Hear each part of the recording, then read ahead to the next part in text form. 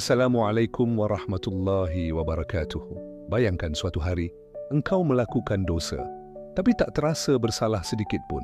Tak ada gelisah, tak ada tangis, tak ada getaran dalam dada. Syalat terlewat pun tak membuatmu sedih. Hati terasa tenang-tenang saja padahal langit mencatat setiap maksiat. Inilah kondisi yang paling berbahaya bagi seorang hamba ketika hatinya mulai mati, atau bahkan telah mati tanpa ia sadari. Ibnu Qayyim rahimahullah pernah berkata, di antara tanda matinya hati adalah tidak merasa bersalah ketika berbuat dosa. Kalimat yang mengguncang siapa saja yang masih peduli dengan keselamatan jiwanya. Sebab ketika tubuh sakit, kita segera mencari dokter. Tapi saat hati yang sakit seringkali kita biarkan sampai membusuk dan mati perlahan. Hati yang mati tak lagi tersentuh oleh ayat Al-Quran. Ia bisa mendengar azan tapi tak bergeming. Ia bisa melihat penderitaan orang lain namun tak muncul rasa iba. Ia bisa tenggelam dalam dunia tanpa mengingat bahwa kematian semakin mendekat. Sayangnya, banyak dari kita merasa baik-baik saja. Padahal, perasaan baik-baik saja saat dalam dosa adalah tanda bahaya itu sendiri. Bukankah luka yang paling parah adalah yang sudah tak terasa sakit? Maka mari kita duduk sejenak dan bertanya pada diri sendiri, apakah hatiku masih hidup? Apakah aku masih bisa menangis karena dosa? Apakah aku masih merasa malu kepada Allah atas segala kelalaian?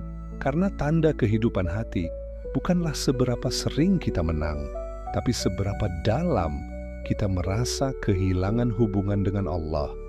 Dan tanda matinya hati bukanlah keburukan yang besar, tapi ketenangan dalam berbuat salah. Di video ini, kita akan renungkan bersama 5 tanda hati yang mulai mati. Semoga ini menjadi alarm bagi kita yang sedang terbuai dalam kelalaian. Dan semoga Allah menjaga kita dari hati yang keras dan jiwa yang jauh darinya. Tak lagi menyesal. Setelah dosa, tanda pertama hati yang mulai mati dan yang paling menakutkan adalah hilangnya rasa penyesalan setelah berbuat dosa. Di masa lalu, mungkin engkau pernah menangis semalaman karena satu kesalahan. Hanya karena lalai dalam satu salat, hatimu sempat terasa hancur. Tapi kini, salat ditinggalkan berkali-kali, aurat terbuka di media sosial, kata-kata kotor terucap tanpa kendali, namun tak ada lagi sesak di dada. Semua terasa biasa saja. Padahal Rasulullah Shallallahu Alaihi Wasallam bersabda, penyesalan adalah taubat. Hadis riwayat Ibnu Majah. Maka ketika penyesalan hilang, artinya cahaya taubat pun telah padam. Ini bukan soal berapa banyak kita jatuh dalam dosa, tapi apakah hati kita masih terganggu karenanya. Karena orang beriman bukanlah orang yang tak pernah salah, tapi yang hatinya masih bergetar setiap kali melanggar. Hati yang hidup tidak akan tenang dalam maksiat. Ia bisa tersenyum di luar, tapi dalamnya menangis. Ia bisa tampak kuat, tapi batinnya remuk karena merasa menjauh dari Allah. Tapi sebaliknya, hati yang mati akan tertawa dalam dosa. Ia menikmati maksiat, bahkan membanggakannya. Tak ada lagi rasa takut, tak ada lagi rasa malu. Ia telah terbiasa hidup dalam kegelapan. Jika kita renungi lebih dalam, hilangnya rasa penyesalan bukan hanya tentang dosa itu sendiri, tapi tentang hubungan yang terputus dengan Allah. Karena jika seseorang benar-benar mencintai Allah, maka ia akan takut mengecewakannya. Dan ketika ia jatuh dalam kesalahan, maka ia akan segera kembali. Tapi hati yang mati, bahkan tidak merasa kehilangan apa-apa saat jauh dari Rabb-Nya. Orang yang hatinya hidup akan gelisah jika tak bisa menangis dalam doa. Tapi orang yang hatinya mati tak akan peduli meskipun setahun berlalu tanpa pernah menundukkan kepala di atas sajadah. Ia masih makan, tertawa, tidur, bekerja, tapi hakikatnya jiwanya telah terkubur. Tak ada semangat akhirat, tak ada keinginan bertaubat. Dosa yang dilakukan berulang kali tanpa rasa sesal akan menjadi noda yang menghitamkan hati. Rasulullah Shallallahu Alaihi Wasallam bersabda, jika seorang hamba melakukan dosa, maka akan ada noktah hitam di hatinya. Hadis riwayat Tirmidzi. Dan jika dosa itu terus dilakukan, noktah itu akan membesar hingga akhirnya menutupi seluruh hatinya. Itulah yang disebut dengan hati yang tertutup, ar-ra'an, sebagaimana dijelaskan dalam Quran surat Al-Mutaffifin ayat 14. Yang mengerikan adalah hati yang mati tidak selalu ditandai dengan hidup yang buruk. Bisa jadi ia tampak sukses, disukai banyak orang, bahkan aktif dalam kegiatan agama. Tapi di dalam dirinya tak ada lagi rasa malu kepada Allah. Ia pandai berkata, tapi tak lagi merasa bersalah. Ia aktif di luar, tapi kosong di dalam. Dan ini adalah musibah yang lebih besar daripada kehilangan dunia. Maka jika engkau masih merasa sedih setelah berbuat dosa, bersyukurlah. Itu tanda bahwa hatimu belum sepenuhnya mati. Tapi jika dosa tak lagi mengganggu tidurmu, tak membuatmu menangis, dan tak menimbulkan penyesalan sedikit pun, maka itu bukan tanda kekuatan, tapi alarm bahwa hatimu sedang sekarat. Lalai dari Al-Quran dan zikir. Tanda berikutnya dari hati yang mulai mati adalah hilangnya rasa rindu terhadap Al-Quran dan zikir. Dahulu, mungkin kita pernah merasa tenang saat membuka mushaf, menangis saat mendengar ayat tentang neraka, atau merinding saat membaca nama Allah dalam zikir. Tapi kini, mushaf pun jarang disentuh. Kalaupun dibuka, tak lagi terasa menggugah. Kalimatnya terdengar, tapi seakan tak masuk ke dalam hati. Padahal Al-Quran adalah makanan utama bagi jiwa. Ia adalah cahaya yang menghidupkan hati, penawar bagi yang gelisah, petunjuk bagi yang tersesat. Tapi ketika hati sudah mulai mati, maka Al-Quran tak lagi terasa manis. Seperti lidah yang sedang sakit, makanan seenak apapun terasa hambar. Begitu juga hati, jika ia telah mengeras, maka firman Allah pun tak lagi punya daya getar. Allah berfirman dalam surat Az-Zumar ayat 23, Allah telah menurunkan perkataan yang paling baik, yaitu Al-Quran yang serupa mutu ayat-ayatnya. Lagi berulang-ulang, gemetar karenanya kulit orang-orang yang takut kepada Rabb mereka. Jika hati kita tak lagi gemetar, tak lagi bersentuh rasa saat mendengarnya, mungkinkah itu tanda bahwa hati kita mulai tertutup? Zikir juga menjadi barometer kesehatan hati. Lisan yang terbiasa menyebut nama Allah akan membentuk hati yang lembut. Tapi jika hari-hari berlalu tanpa zikir, tanpa bismillah, tanpa istighfar, maka perlahan hati akan kering. Bahkan bisa menjadi keras seperti batu, atau lebih keras lagi, sebagaimana disebut dalam Al-Baqarah ayat 74. Coba perhatikan, berapa banyak waktu kita habiskan untuk scroll media sosial dibandingkan dengan membuka mushaf. Berapa sering telinga kita mendengar lagu-lagu dunia dibanding mendengar lantunan ayat suci. Kita tak sedang menyalahkan dunia, tapi sedang mengukur, masih adakah Al-Quran dalam prioritas hidup kita? Ketika seseorang merasa asing dengan Al-Quran, itu bukan karena Al-Quran yang sulit, tapi karena hatinya telah tertutup. Kita mungkin bisa membaca 50 chat dalam 1 jam, tapi tak sanggup membaca 5 ayat dalam sehari. Kita bisa tertawa selama 2 jam menonton film, tapi bosan membaca tafsir 5 menit. Itulah gambaran hati yang mulai kehilangan kepekaan terhadap wahyu. Hati yang sehat akan selalu mencari cara untuk kembali terhubung dengan kalam ilahi. Ia akan gelisah jika terlalu lama jauh dari ayat Allah. Tapi hati yang mati bisa hidup bertahun-tahun tanpa pernah merasa kehilangan Al-Quran. Ia hidup dengan dunia, tapi mati dari cahaya. Maka, jika hari ini engkau merasa jauh dari Al-Quran, jangan tunda lagi, segera kembali. Buka mushaf itu, walau 1 halaman. Baca dengan hati, bukan sekadar lisan. Karena selama engkau masih bisa merasa bersalah dan rindu untuk kembali, itu tanda bahwa hatimu belum sepenuhnya mati. Tenang dalam maksiat, gelisah saat beribadah. Tanda lain dari hati yang mulai mati adalah ketenangan saat bermaksiat, tapi justru gelisah saat beribadah. Ini bukan hanya soal kebiasaan, tapi kondisi spiritual yang terbalik. Seharusnya kita merasa tenteram saat mendekat kepada Allah dan merasa bersalah saat menjauh. Namun ketika hati telah diselimuti kegelapan, maka neraca ini berubah total. Orang yang hatinya mati bisa tertawa lepas saat membuka aurat, tapi berat saat harus menutupinya. Ia bisa betah berjam-jam membicarakan dunia, tapi tak kuat 5 menit dalam majelis ilmu. Ia bisa sangat fokus menonton film panjang, tapi sangat cepat bosan saat mendengarkan ayat-ayat Allah. Ini bukan semata tentang waktu, tapi tentang arah hati.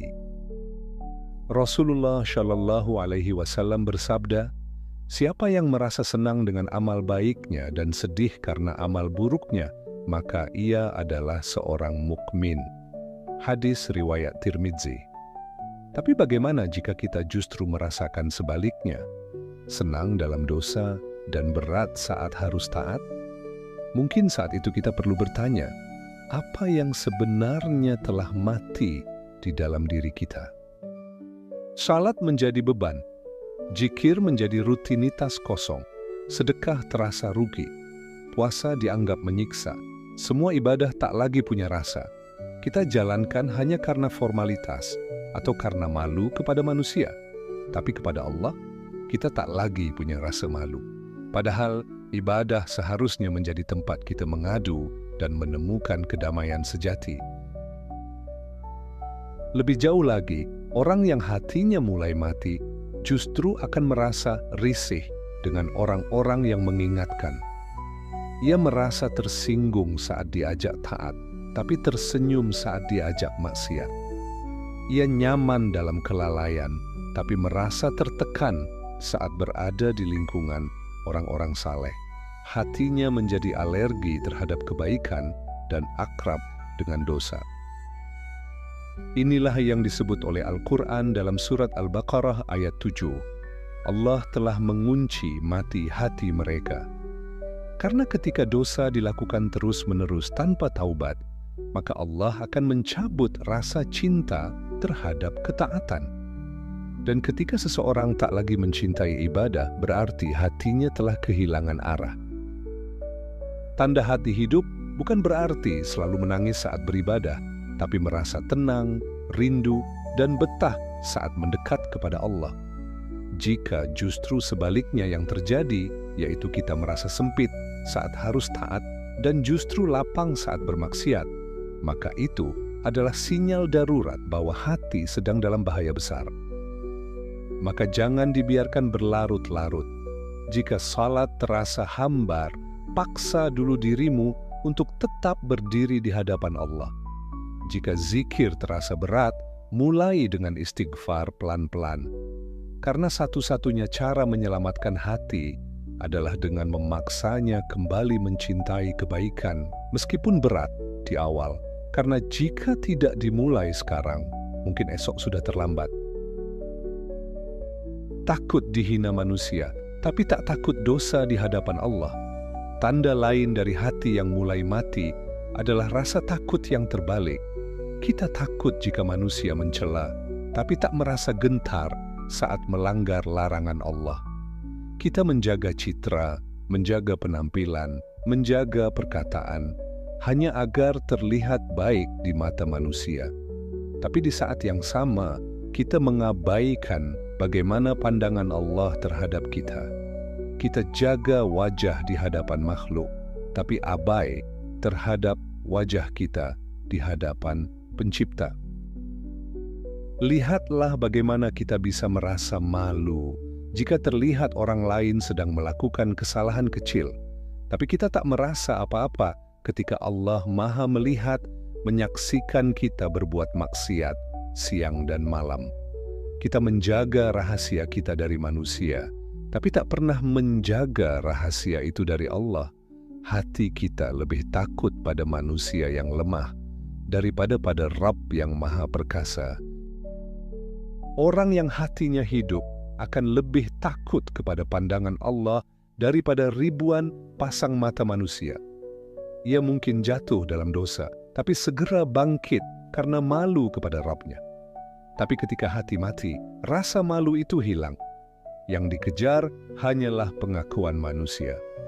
Padahal pengakuan manusia tak akan menyelamatkan kita dari azab Allah di akhirat. Allah berfirman dalam Quran Surat Al-Baqarah ayat 204-206 tentang orang munafik yang pandai berbicara di hadapan manusia, tapi menjadi perusak saat jauh dari mereka. Ia terlihat baik, tapi hatinya rusak. Ia berkata atas nama kebaikan, tapi tak takut dosa. Inilah bentuk kemunafikan yang muncul dari hati yang tak lagi hidup, takut pada celaan manusia, tapi tak takut murka Tuhan semesta alam. Berapa banyak dari kita yang bisa berjam-jam menyusun caption dakwah di media sosial, tapi tak bisa menahan pandangan dari yang haram? Berapa banyak dari kita yang sibuk menghindari cibiran orang, tapi tak pernah menghindari pandangan Allah yang tak pernah tidur? Ini bukan sekadar soal niat, tapi tentang kondisi hati. Apakah masih lembut atau sudah keras? Ketika seseorang merasa cukup dengan penilaian manusia, maka dia telah menjadikan manusia sebagai Tuhan kecil dalam hidupnya. Ia bergerak, berbicara, bahkan beribadah, semua karena ingin dipuji. Tapi Allah tidak melihat topeng itu. Allah melihat isi hati. Dan hati yang lebih takut kepada manusia daripada kepadanya adalah hati yang sangat jauh dari hidayah. Hati yang hidup akan selalu merasa malu di hadapan Allah, bahkan saat sedang sendirian.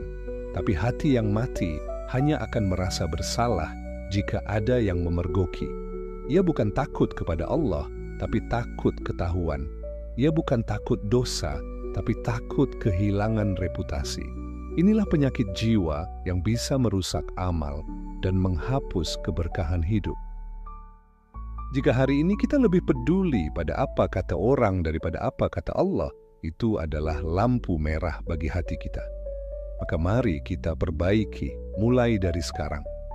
Latih diri untuk ikhlas, untuk takut hanya kepada Allah. Karena rasa takut yang benar adalah yang membuat kita menjauh dari dosa, bukan sekadar menghindari celaan manusia. Tak lagi tersentuh oleh nasihat, tanda paling mengkhawatirkan dari hati yang mulai mati adalah tak lagi tersentuh oleh nasihat. Kalimat demi kalimat kebaikan masuk ke telinga, tapi tak menembus hati. Ceramah, pengajian, ayat-ayat, peringatan, semuanya hanya lewat tanpa bekas. Bahkan terkadang kita tahu apa yang salah dalam hidup kita, tapi tak ada keinginan untuk berubah.